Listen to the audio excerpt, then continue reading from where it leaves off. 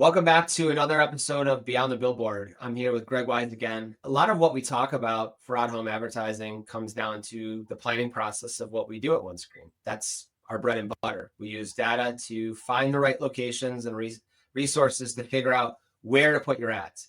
But the other part of out-of-home to build a really successful campaign, the other 50% of that comes down to creative. What are you saying on the billboard? What does your billboard look like? What's the design look like? And that's really important, especially if you've never designed a billboard, never designed an ad for one. It can be intimidating. So let's talk, Greg, a little bit about the other side of how we work with brands on the creative side. Why is the creative process and that part of out of home? Why is that so important? It's critical. I mean, you just nailed it. Half the battle is making sure the creative is on point. And when we say half the battle, meaning what actually drives success for a campaign. So I'll take a step back. I sort of equate this to people talk about health and wellness and the topic of losing weight. And people always talk about got to go to the gym, got to go to the gym. However, some may even argue 60 to 75% of it is diet.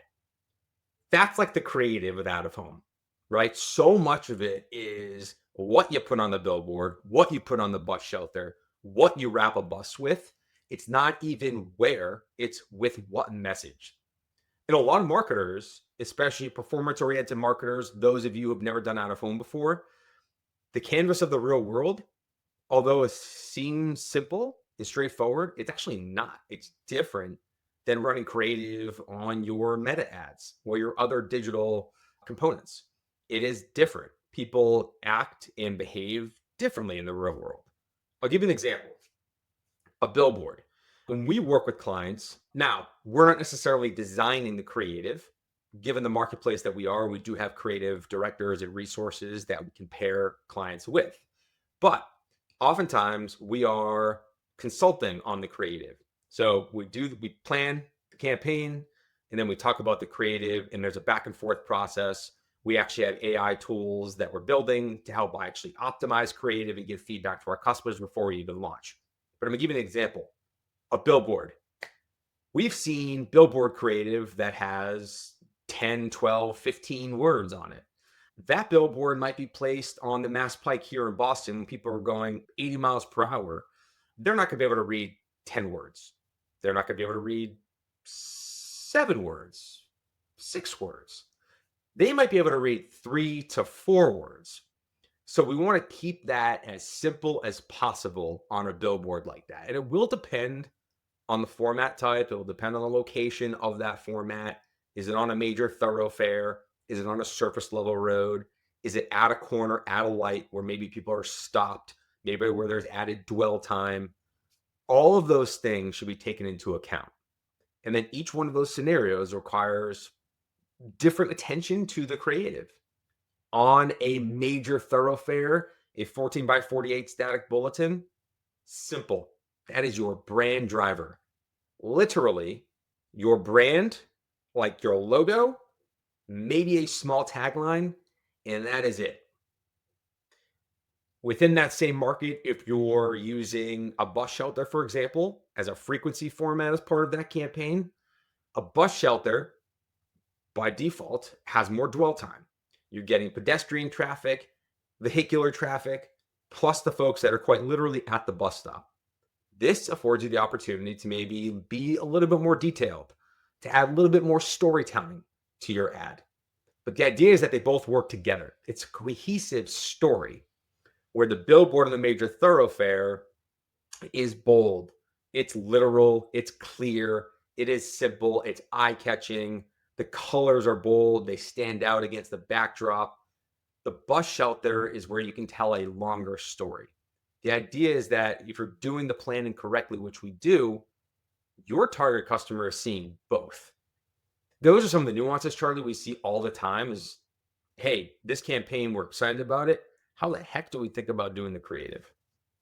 Fun to unpack there, especially I love your analogy of diet versus I never heard that before, but that makes a lot of sense. I think it's the science and art of out of Yeah. home. Yeah. And the science is the planning that we do and figuring out, like you said, that huge billboard, but also we're going to recommend a transit ad because of the ICP who you're trying to talk to. And I think you nailed it in the sense of one, you need to be on brand on both of those applications and look and talk the same way you talk on your digital advertising or on your website or your landing page, but you do have more real estate to tell a different story there. But I think that's maybe the one place where, when everyone likes to say make the logo bigger, I think when you're looking at that 14 by 48, that probably is the place you want to make sure the logo is bigger, because you want someone, they've got a fraction of a second to remember something. And so hopefully they do remember your tagline. They maybe remember a really short URL or a call to action, but you're hoping they remember that you are that logo of who you are, because even subconsciously, when they go back to wherever they are, their office, their home, and they go and Google what that was or who you are, and we've seen that uplift in organic search traffic, that's the creative process you need to think about when it comes to how do you stand out, even if it's like from the repetitive standpoint, they're seeing the continuation of your story. So they may see that online, they may see it retargeted from an online or an out-of-home ad or somewhere else. They're seeing it multiple times where they remember it when they're ready to buy, they're ready to convert. Yeah, you brought up a lot of really great points. I think some of the things that you talked about in the sense of how far can you go when you're talking about telling a story differently on a transit ad or in different or smaller formats, especially when it comes to digital out of home, because you might have the ability to use video or you may have the ability to use something else. So can you talk a little bit about how far you can go or the options, maybe a little bit further on the options? Absolutely. And you mentioned a lot there too. The one thing is, and I stress this a lot with folks that we work with, you don't have to think about telling the whole story on every asset in the real world. Right? It's like, I got to say everything that our company does. I got to put the entire value proposition on a billboard. Take a step back. Think of yourself as the person driving the car down the highway. Your intention is to make sure that person who you're trying to reach knows it's your company. Half the time, and now folks that are listening to this, you're going to drive down your local highway and you're going to see billboards that have way too much clutter, way too many words, maybe even different pictures. The logo doesn't have enough real estate. Maybe that they have this whole story, a bunch of text on the right hand side. And at the end of the day, all you know is that the billboard was ineffective, but you don't even know who it was from. You want to avoid that. The other thing to think about is all of this is intended to work together. Nothing with marketing is this standalone or should be in a standalone silo, right? And what we mean by that is out of home has its place, digital has its place, your landing pages have its place, your website has its place. In other words, if you do it correctly and your marketing mix is such that you can tell that complete story, well, you don't have to tell the whole thing in each one of those parts, right? They all play off of one another. That I think is just like fundamental marketing at its core, but that is the way that we like to help educate and talk through the creative. Digital, I'm glad you brought it up because digital is unique. There's digital out of home where your ad is like a static digital image that plays in rotation with other advertisers. Then there's full motion digital, which is actually ads that move on a particular unit itself. Two different things, two different unique opportunities, right? Digital itself, a digital static image, is really interesting canvas for marketers because you have the ability to change creative based off of time of day of the week, weather. That's what's really unique and fun about digital out of home is that you can actually change creative depending on the context and what's going on around the unit itself. So that's awesome. Full motion is an opportunity to tell that longer story. Literally think about that 10-second Instagram video that you did that you could actually literally repurpose in the real world. That is a place where you could potentially repurpose something that you've done on a digital channel. Now, the full motion doesn't exist in every place. You'll never see full motion on a major roadway, quite frankly, because it's just a traffic and a safety concern, as you can imagine. But you might see digital full motion in the middle of Times Square, where there's really not a lot of vehicular traffic. If you have that opportunity, go for it. But it will require video resources internally. So you want to think through that too. Yeah, you mentioned a few things that from a creative consideration, QR codes. I know they've made a comeback, but you can't use them on billboards because it's illegal because You don't want someone getting into a car accident scanning a code. And I think that goes to, again, what you're asking people to do. You don't want a URL with .com/landing page/ like, make it really simple. Buy a redirect and you can track it that way. I think there's a lot of simple things there. But what are the things that I know when we talk to clients who are interested in considering out a home, they may have some unique creative ideas. How does that go into the topic, or the title of this podcast is Beyond the Billboard? How does the creative thinking, how does that go into our planning process? Besides just maybe a static billboard, can you talk a little bit about maybe some of the examples or how we go into our planning process based on someone's creative ideas?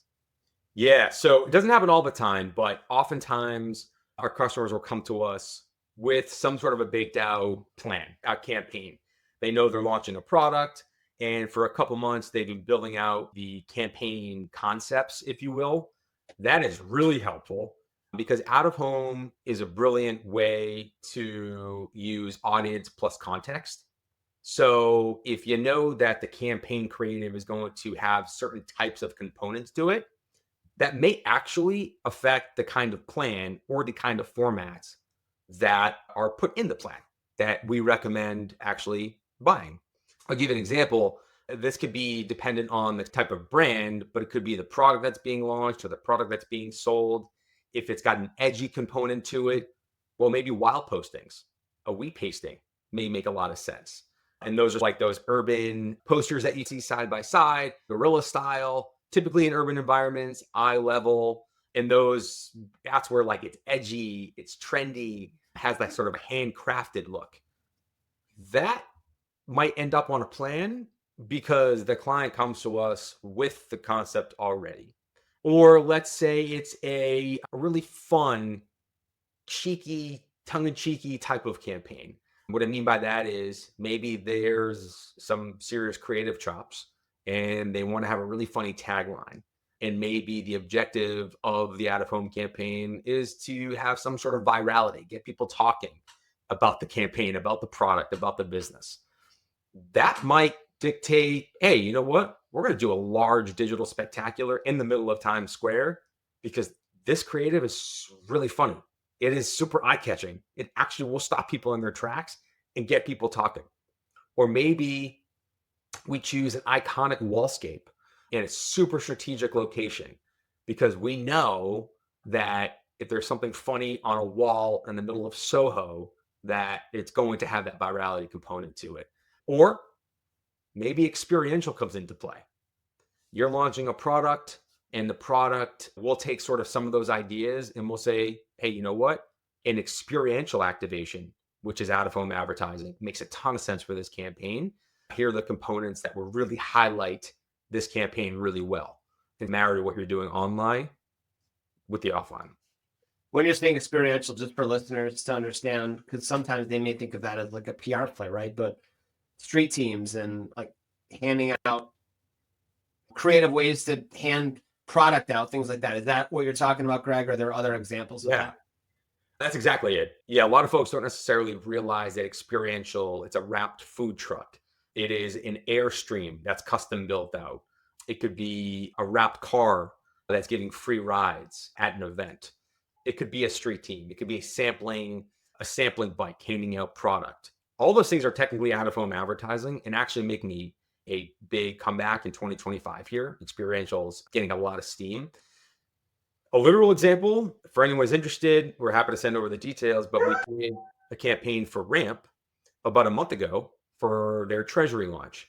And we quite literally dropped a wrecking ball on a Mercedes because it was one of those campaigns. And again, they came to us with the creative concept already baked out.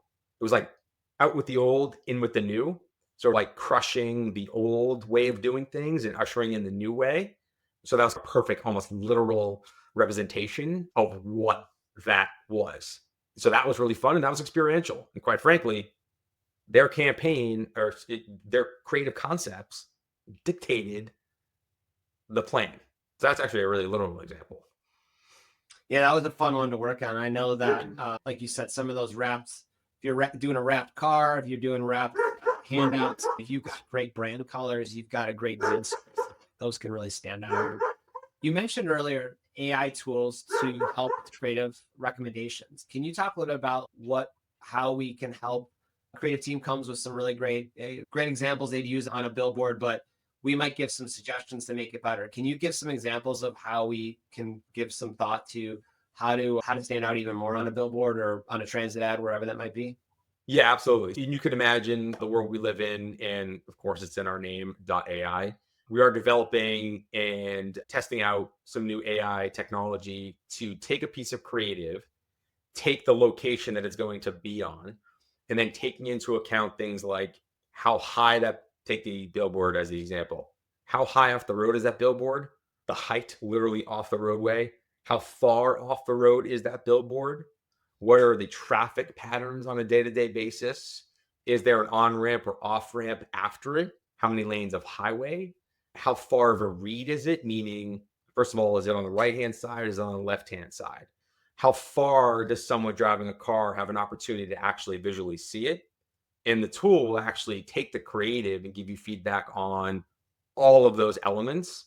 So just things like line of sight based on those parameters to say, you know what, your logo actually has to be 30% smaller and it should be on the top left, not the bottom right or not the top right.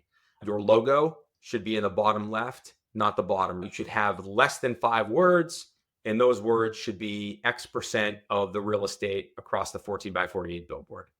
So that is actively being worked on. And that is part of the future here. The modernization of out of home is just to make that way more seamless for people.